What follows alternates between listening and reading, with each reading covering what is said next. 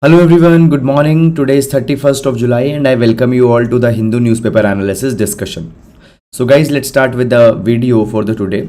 Guys, just one thing I want to tell you that in every class we take the overview of the newspaper, but actually today there was some technical issue in downloading the copy of the newspaper, so we would not be able to take the overview of the newspaper today. I tried it multiple times, but it didn't happen. So directly we'll be starting with the GS quotation and the newspaper articles one by one. Now first of all guys, as we take the quotation in every class, so today we'll take the quotation from the Sadhguru, and the quotation is quotation reads that the integrity, insights and inclusiveness are the three essential qualities of a leadership. Now we can use this particular quotation guys with respect to the GS paper number 4, ethics, integrity and aptitude. Okay, ethics, integrity and aptitude. Now guys, particularly in the topic of the aptitude and foundational value, this particular value can be used, that is the leadership. And even the Nolan committee of 1994 has talked about that the leadership happens to be very important, and within the leadership there are the three, that is the integrity, insights and inclusiveness, that needs to be there. So that is about it. And now let's take the first article for the today. So guys, today first of all, as we talk about the article, so we are going to club two articles here. Just a minute. We are going to club the two articles here. One is from the text and the context section, that is the state's lax response on lynching. And guys, there is also one more article that has come on the editorial section, raps on the knuckles. So these two articles we have clubbed because both the articles are the same only. So let's take the article, and first of all let's see that what will be the utility of this particular article.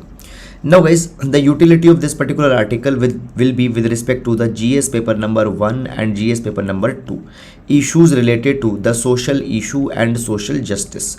Now guys, within the social issues and social justice, the issues related to the social order, okay, mob lynchings, there we can see this particular article, mob lynchings. So basically guys, recently what has happened, the petition has been filed in the Supreme Court, and the petition has been filed by the National Federation of Indian Women, and this petition is basically asking the Supreme Court that the Supreme Court has to issue some of the urgent directives in order to control the mob lynchings that have been a very big problem. Okay, now first of all guys, let's understand basically what this particular issue is all about. So basically guys, in the past few years we have seen this particular issue multiple number of times, that there are the vigilante groups, and these vigilante groups particularly target the minority people. There is the cow vigilantism that has increased a lot. So many a times the minority people, when they are transporting the kettles, these people are attacked, and many a times many of the minority people have been killed also. Now in this particular direction guys, the Supreme Court has reminded the government that government has a responsibility to protect the people, particularly the marginalized people, so that they are not attacked in such kind of things. And in this capacity, the government has consistently failed to deliver, and the cow vigilantes, these groups, these fringe elements, they are attacking the minority people. Now in this particular respect guys, there is one Supreme Court judgment that is important, and the Supreme Court in 2018 has given a judgment, that is the Tehseen S. Poonawalla versus Union of India case. In this particular case, Supreme Court provided that it is a very important sacrosanct duty of the state to protect the citizens, lives of the citizens, and particularly from any kind of vigilantism, any kind of a mob lynching, their life is to be protected.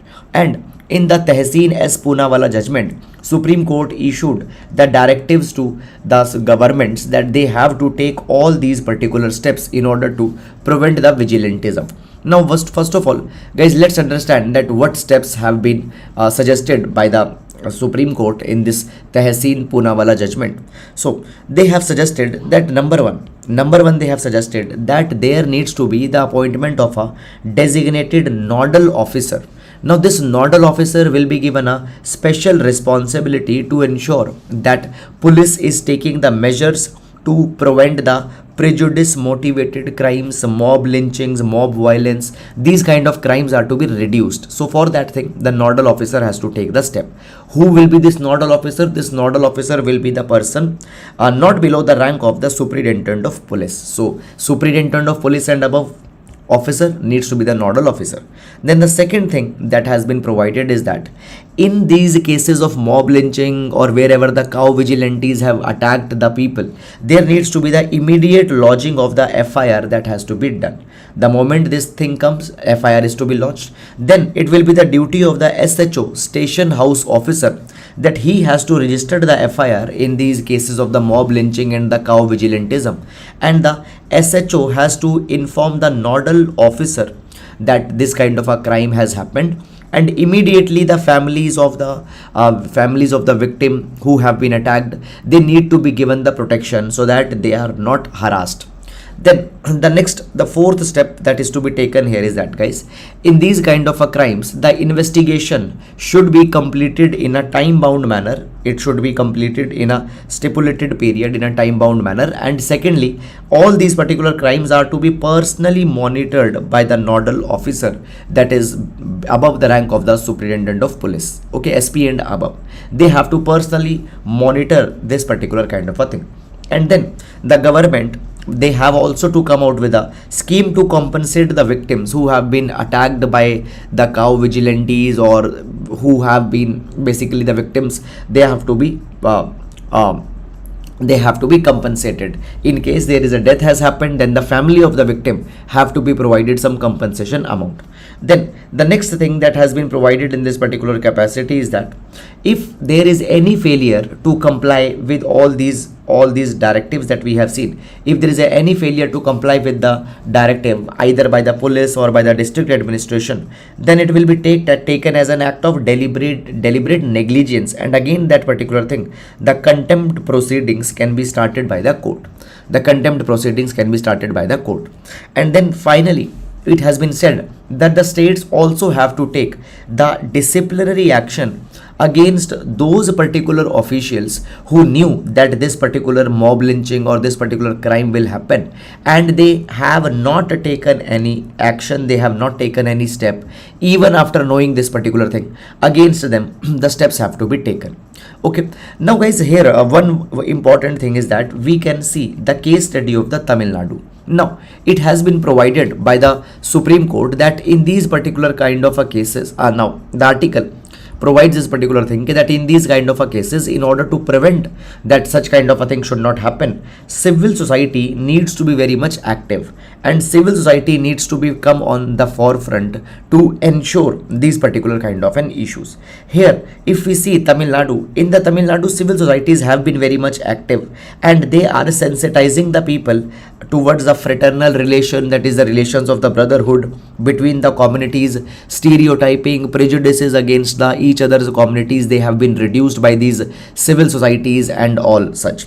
And moreover, in Tamil Nadu, from a very long period of time, there have been the secular rational movements that have been very much active, which works against this religion, caste discrimination and undue politicization of the religion. Against all these particular things, the civil societies in the Tamil Nadu has worked very much actively. So in the other states also, the civil societies on such kind of a lines are to be promoted, which can increase the feeling of the brotherhood, which can increase the feeling of the secularism and inclusive living. So this is something that the government has to work, and in this particular direction, guys, the union government and the state governments immediately need to ensure that such kind of instances don't happen in the future. So that is all, guys, about this particular article. And now moving to the next article. Okay, so the next article that we have here is that what is the Sam Altman's biometric project? What is the Sam Altman's biometric project? Now, first of all, guys, we'll see this particular article with respect to the GS paper number 3 fine, as well as in the prelims examination there might be some kind of a thing that might be asked in respect to this. And with respect to the general overview only, we need to go in this particular article, no need to go too much in detail in this. Now moving on, first of all guys, let's understand the few basic informations in this particular regard. Now guys, the first of all, the issue that we need to understand is that the Sam Altman is the person who has been the founder of the OpenAI. Now OpenAI is a platform which actually has came out with the Chat GPT also. So Chat GPT is the OpenAI's product, and the Sam Altman is the founder of the OpenAI. So recently the Sam Altman, they have come out with this new platform, that is the World Coin. So we will just be seeing that what is this World Coin. Okay. Now first of all guys, what is this World Coin? Now World Coin, it is a venture which aims to create a world ID. It aims to create a world ID, and every person who is enrolling under this particular World Coin will be given this unique world ID. So basically what is happening in this particular World Coin, the step number one is that the people will allow the scanning of their iris. Okay, so what will happen? People will allow that their eyes can be scanned, and their eyes will be there, a mapping of their iris, the mapping of their retina will be done, and on this particular basis their identity will be created. Then secondly guys, because the people have let their eyes scanned, they will be given a cryptocurrencies also. They will also be given the cryptocurrencies, and these cryptocurrencies are the WLD cryptocurrencies, which stands for the world cryptocurrency. They will be given to the people. Okay, now guys, this world coin, it is creating a network of, orb operators. These orb operators will be given the devices which can scan a person's iris pattern and can collect their biometric data. And these orb scanners also, what they will do, they will give the people their world ID. So very simple kind of an arrangement is there. You get your eyes scanned, and in the exchange of your eyes scan, you will be given the cryptocurrency, that is the WLD cryptocurrency.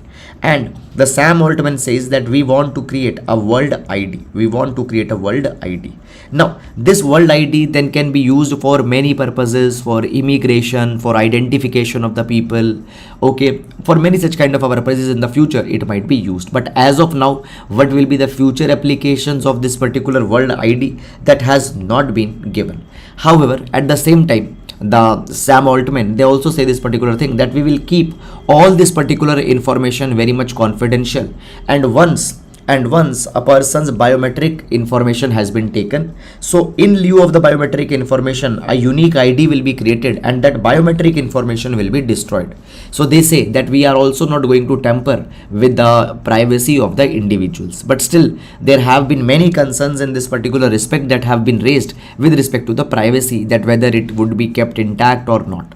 Okay, so all these particular issues have come in this particular direction. So that is all guys about this. And now moving to the next article. Okay, two India's military aircraft visit, just a minute. Two India's military aircrafts visit the Australia's strategic Coco Island. Now this particular article guys will see with respect to GS paper number 2, India Australia Defence Cooperation. Now guys, when we talk about the India and Australia, both the countries have cooperated on multiple fronts. India and Australia, both the countries have cooperated on multiple fronts. For example, under the quadrilateral security dialogue, both the India and Australia are the partner, along with the Japan, US. Okay, then after the quadrilateral security dialogue, ECTA, okay, Economic Cooperation and Trade Agreement, ECTA, has been signed between the India and Australia. And then third guys, on the defense front also, the India and Australia has signed the multiple agreements and are now cooperating on this particular front. Now recently what has happened, as on the dimension of increasing the defense relations, what has happened? So recently the Indian, just a minute, so the Indian Navy aircraft, that is the Dornier Maritime Patrol aircraft, as well as Indian Air Force C-130 transport aircraft, they have visited the Australia's Coco Island. Okay, so the Cocos Island are in the Australia, also called as the Keeling Islands. So the Cocos Island or Keeling Island, they have visited. Now guys, this is a very important point because these islands are located near the maritime choke points around the Indonesia. Now basically, as we talk about guys, India is increasing the defense cooperation with multiple countries and is also trying to enhance the facilities which Indian Navy can use. Now one idea we want to discuss here, and the idea is like that basically Indian Navy is planning to become the blue water navy. Indian Navy is planning to become the blue water navy. Now what is blue water navy? First of all, understand this thing. Blue water navy is that particular navy which have its presence in almost all the oceans, in almost all the water bodies of the world, and every superpower has to have a blue water navy status. Now India also wants to get that.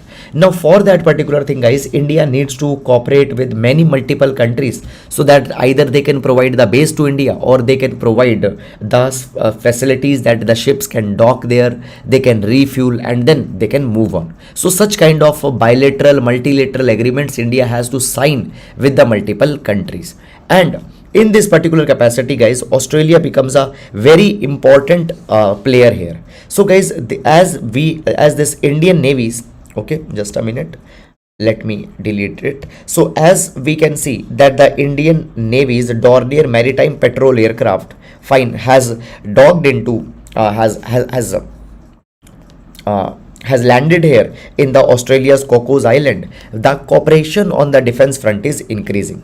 Now, when we talk about the Cocos of the Australia, this island can be a very important base for India for refueling as well as for the operational turnaround of the Indian military. Okay, supplies can be refilled and all such kind of a thing has to be done. Moreover, recently Australia and India has also decided that there is a need to expand the runway over this Cocos Island so that it can accommodate the bigger aircrafts such as the C-130 is a very big transport aircraft. So even more bigger aircrafts are there. So to accommodate them, the runway has to be expanded. So this is something that has been agreed. The P-8 long range maritime patrol aircraft, it needs a longer runway to land. So to accommodate even these assets, the expansion of the runway will be done. Now, basically this particular visit also represents that how India is signing the cooperation within the Indian Ocean with the Indian Ocean countries to enhance their access to the military facilities. Now this is guys example. In the past, what has happened, the INS Sindhu Kesari, which is Indian Navy's conventional submarine, it has also docked itself in the Jakarta in Indonesia, and there also it refueled itself, it got its supplies, and then it moved. So basically we are cooperating with the Indonesia, we are cooperating with the Australia, recently with the Philippines also we have signed an agreement onto the defense front. So this particular thing shows that how India is projecting itself as a net security provider in the Indo-Pacific region, and these particular agreements this agreement shows the success of Indian diplomacy on the front of the defense cooperation. Now guys, one more thing is that when we talk about the Cocos Island is not only important for the defense cooperation, but at other fronts also it is an important place. Now recently what has happened, you might be knowing on that India is planning for the Gaganyaan mission. Under the Gaganyaan mission, the human space flight will be made into the space. Now for the Gaganyaan mission, we have also collaborated with the Australia, and Australia is helping us to establish a temporary ground station at the Cocos Island for this Gaganyaan mission. Okay, and also on other fronts also the Australia and India are cooperating, for example in earth observation, find satellite navigation, space situational awareness, weather, climate studies. all these particular things are also the areas where India and Australia are cooperating. So this is one very important dimension of the India-Australia relations. Fine, I hope that you have understood it. And now we'll be moving to the next article. The crisis of academic ethics in India. The crisis of academic ethics in India. We'll see this particular article, guys, with respect to the GS paper number 4, ethics, as well as with respect to the GS paper number 2, issues related to the education. We will see this particular article. Now, first of all, guys, let's take the basic background information of this particular article, and then we'll go in this particular thing. Now, when we talk about the India's educational setup, India's educational system, even when we talk about the higher educational institutions of India, fine, over the last few years, they have now the higher educational institutions of India. Over the last few years, it has been said that there is a kind of a degradation. There is a kind of a degradation, a kind of a decline that is going on. And this decline is largely because of the ethics problem that is there into the higher educational institutions. We'll understand what these ethics problems are. But before that, it has been said that when we talk about India has been recognized as a very important player in the intellectual pursuits. Many of the important contributions of India have been there. For example, guys, Bose-Einstein statistics, Raman effect, Ramachandran plot. Okay, all these are the path-breaking developments. All these are the path-breaking developments, largely which has been carried because of the contribution by India in the higher studies. Okay, now recently, guys, also we came out with the national education policy, and under this national education policy, it has been provided that India needs to improve on their education scenario. Right now, we are also taking up the G20, and as we are leading the G20, it shows that how India has come on the global stage, and as India's global visibility, global presence is increased, the article says that it is important time that India also looks on the problems in the higher educational institutions setups in India. So there are many unethical academic practices that exist into the higher education. And what are these academic practices of unethical academic practices? Two biggest problems are there. Number one is data manipulation. Number one is the data manipulation, and number two is the plagiarism. Now, guys, understand what is this problem of the data manipulation. Now, when the research is being done, okay, any type of a research is being done, that research has to be backed by the data. That research has to be backed by the data. Okay, but what is happening, guys? The data manipulation is going on where the forged data, compromised data are being provided in order to support the research. And sometimes, guys, what is happening, the data are being interpreted in a wrong way. The data are interpreted in such a way that basically a particular research gets indirectly supported. So this is the data manipulation that is going on. Other problem is the problem of plagiarism. Now, guys, what is plagiarism? Plagiarism is when you have copied some other person's work without giving the due to that particular person, and you are saying that this work has been done by me. For example, you just copy the poem of some other person and you say that I have written this poem.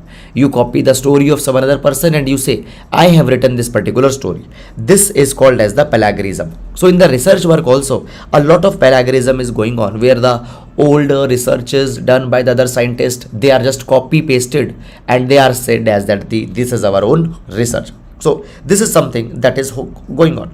And guys, right now we see this particular thing that these works have become also very much easy because of the artificial intelligence, find on the go softwares that have come. For example, ChatGPT is being used into the research and development work. So these particular kind of softwares have also helped out a lot. Now, it has been provided that unethical actions, they have largely increased. Now, many of the institutions, many of the research foundations, they have worked to check these particular kind of ethical abuses. But guys, many of them has not been very much successful. Then another ethical issue that comes here is, guys, is basically even in the privileged institutions, the cheating in exam is very much common, and sometimes cheating is also being helped by the senior teachers, faculties, etc. Now, it shows the quality of the leadership, that the leadership has been compromised. Now, when we talk about, guys, India wants to project itself as the Vishwa Guru, and being the Vishwa Guru, these problems, if they are not settled into the time, it will not be good for the image and reputation of the India. Now, when we talk about, guys, the developed countries, particularly the countries in the North America as well as the Western Europe, they are the academic leader. Okay, for example, the dean of a university, okay, or the HOD of a department, or even the Ministry of Education in there, they are seen as one among equals, and it is the responsibility of the administrative head at the level of university, okay, or even the Ministry of Education, that they need to ensure that the educational standards are being followed. But in India, we see that the people at the position of the leader, they seem themselves as they are holding the power and control, and they don't take proper steps in this particular direction. So, way forward for the India is that India needs to immediately resolve the ethics problems that is existing in the educational institution, the problem of cheating, the problem of data manipulation, the problem of plagiarism that is there. We need to see this particular thing, and we need to, India needs a different type of behavior from the academic leaders, Ministry of Education, universities, departments. A kind of a different kind of a role has to be played by them. They have to project themselves as the leaders, and they need to sensitize the researchers, the scholars, that they should not go for these unethical practices. So this is something that is needed, and it is also very much important for the India's national interest. And then secondly, it has also been provided that there is a need of attitudinal change in the academic leadership that has to come, so that young researchers are being chosen. Okay, now understand this thing, that until and unless we don't come out with this particular attitudinal change, fundamental change, there is not a possibility to stop the brain drain that is happening towards the West. The finest of the Indian minds, they just go and locate to the West. So this brain drain cannot be reversed back if we don't solve the problems in the research, if we don't solve the problems of the ethics in the higher educational institution that is prevailing. Okay, so this is, guys, all about this particular article. And now moving to the next article. Bitter truths in Maharashtra's sugar field. Now, this particular article will see with respect to the GS paper number 2, issues related to the social justice. Now, basically, guys, this article is talking about the condition of the workers working in the sugar plantations in the state of the Maharashtra. So this is a Maharashtra specific case study that we will take. Now, first of all, guys, what has happened recently, the High Court of the Bombay has taken the cognizance of the exploitation of the intrastate workers in the Maharashtra. Now, intrastate workers are the ones who travel from one part of the state to the other part of the state during some seasonal reasons, when the work is not there, or when they have done with the harvesting in their own villages, they go to the other places. Now, here, guys, we see this particular thing, that Marathwada is one of a region in the Maharashtra which is a water scarce region, and from Marathwada, the migrant workers, they move to the sugar belts of the Maharashtra, that is into the western Maharashtra. Okay, so from Marathwada they are moving to the western Maharashtra. Now, these people, guys, are hired by the sugar plantations, sugarcane industries. Okay, now the High Court of the Bombay, it has said that government immediately needs to constitute a committee, fine, and in that committee the officers from the various departments needs to be there, and this committee needs to specifically see in the condition of these workers. Now, why their condition is to be seen? Because, guys, there is this Mukdam system that prevails. Now, we'll understand this Mukdam system, but before the Mukdam system, some other basic things we need to understand. See, when we talk about the Marathwada region, there are often the prolonged drought conditions that are there. Crop failure is there. Debt is very much high in the farmers. And because of unemployment also, the farmers migrate from the Marathwada to the sugar belts. Right? And here there is this Mukda system that prevails. Now, what is Mukda system? In the Mukdam system, what will happen?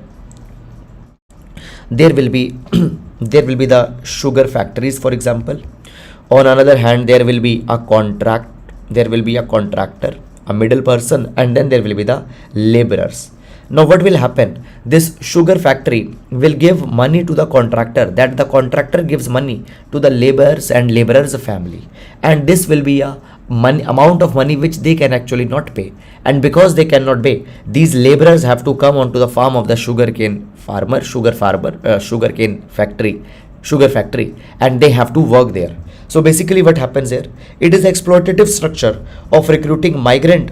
Fine. So a kind of a contract is signed where as per the contract, the quotas labor couples have to be supplied. So these labor couples, husband and wife, will come to the sugar factory and will stay there, and advance wages is given for them.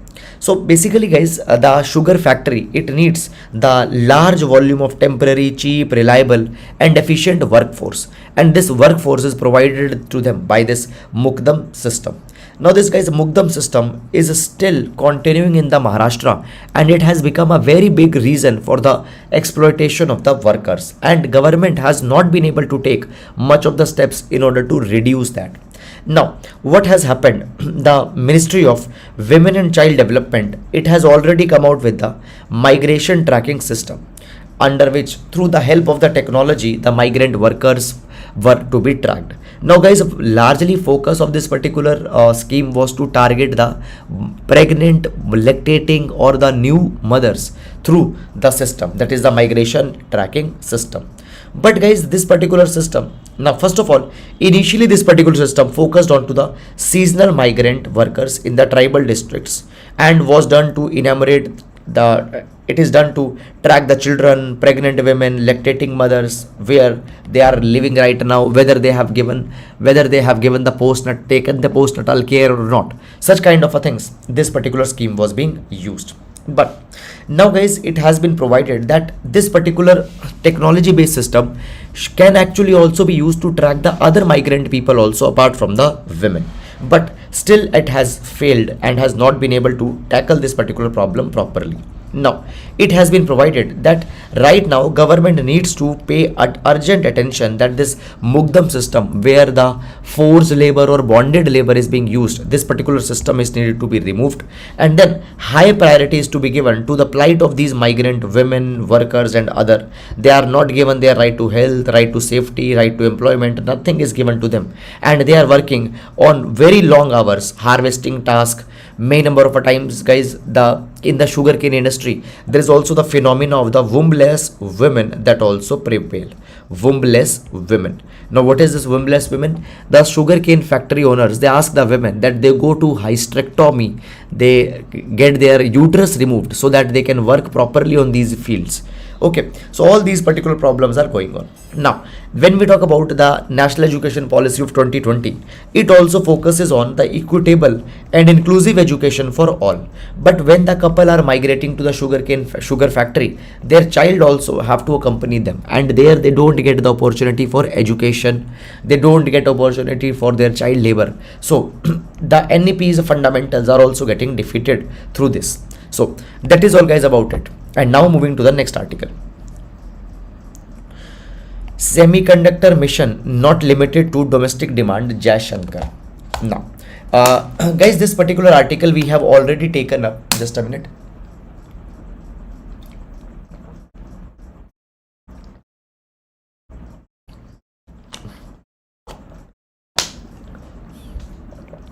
Okay, so 2 days back we have taken this particular article that India has hosted the Semicon India conference.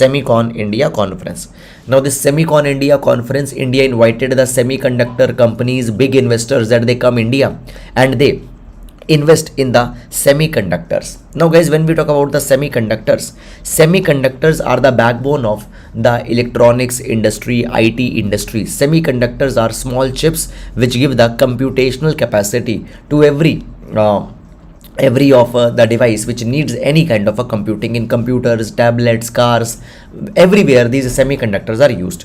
As we talk about the semiconductors guys, right now the majority of the semiconductors around 70% of the semiconductors are being manufactured by the Taiwan, and more than 90% of the advanced semiconductors, they are made by the they are made by the Taiwan. Now India wants to develop their semiconductor industry, and for that particular thing, already under the product linked incentive scheme, India is giving the 76,000 crore rupees fiscal incentive for the semiconductor operation in India. Now it has been provided by the Minister of External Affairs in this Semicon India conference, that when we talk about the trade in technology, particularly the trade in semiconductor, it has to be seen that where and with whom we are doing the trade. Okay, basically it has been said that we see this thing, that the engagements have actually largely increased between India and the Quad partners, in which the US, Japan and Australia are there. Okay, basically as the cooperation have increased, what India can do, India can manufacture the semiconductors and can provide it to these particular countries. So this will be fulfilling the economic goal of India, and the strategic collaboration, strategic cooperation with these countries on the semiconductor can also happen. The external affairs minister had said that right now there is this word that is used, that is the chip war. Now basically guys, that what is this chip war issue? Basically China wants to develop the capabilities with respect to the semiconductor chips, and the Taiwan, which right now is manufacturing the large number of chips, China wants to take over the Taiwan because of the Taiwan's control on the semiconductor chips. So basically what is happening, because of the semiconductor chips, there will be a kind of a there can be an antagonization that will happen in the countries. They will try to weaponize the trade, they will try to develop their dominance. So this chip war kind of a situation is going on. It has been said that it is okay, it is more fundamental, it is fundamental that it is going on. Article is further, the Minister of External Affairs further provided this particular thing, that we need to see that who invents, who manufactures, and what are the market shares of the different countries in the semiconductor. Indirectly it is being said that the China might not become dominant in terms of the semiconductors. India needs to be highly careful in this particular regard. So these are some of the things that have been provided here. Okay, beyond that guys, no need to go too much in detail. And now moving to the next article. Ministry doubts apps numbers on the cases of the manual scavenging. So guys, this particular article is talking about the Swachhta Abhiyan mobile app. Now, when we talk about the Swachhta Abhiyan mobile app, on this particular app, the people can report if there are the manual scavengers who are working at some place, or if there are any in-sanitary latrines still operated at any one place. So people can click the photographs of the manual scavengers and in-sanitary latrines, and they can report this particular thing on the Swachhta Abhiyan app. Now, up till now, more than 6,200 cases have been reported that either the manual scavengers are working, or there are the in-sanitary latrines that are going on. Okay, so basically it has been provided that up till now, it has been provided that once these reports are made, then what is happening, it has to be verified by the district administration. It has to be verified by the district administration. But up till now, the district administration has not been able to verify that these many manual scavengers have been there in India. Moreover guys, Ministry of Social Justice already multiple number of times had said that manual scavenging right now doesn't exist in India, and in mid of that, the number of 6,200 is coming. So ministry is doubtful that whether this particular number is correct or not, and they will further be going and will be doing their analysis. So that is all about it. And now the main practice question for today. So the question for the today, it reads: to ensure the safety of the migrant workers in India, the central government needs to collaborate with the states and coordinate their actions. Comment. Okay, so that is all guys about this particular article, and this particular question, sorry, it will be the GS paper number 2 question 10 marker. So try to attempt it.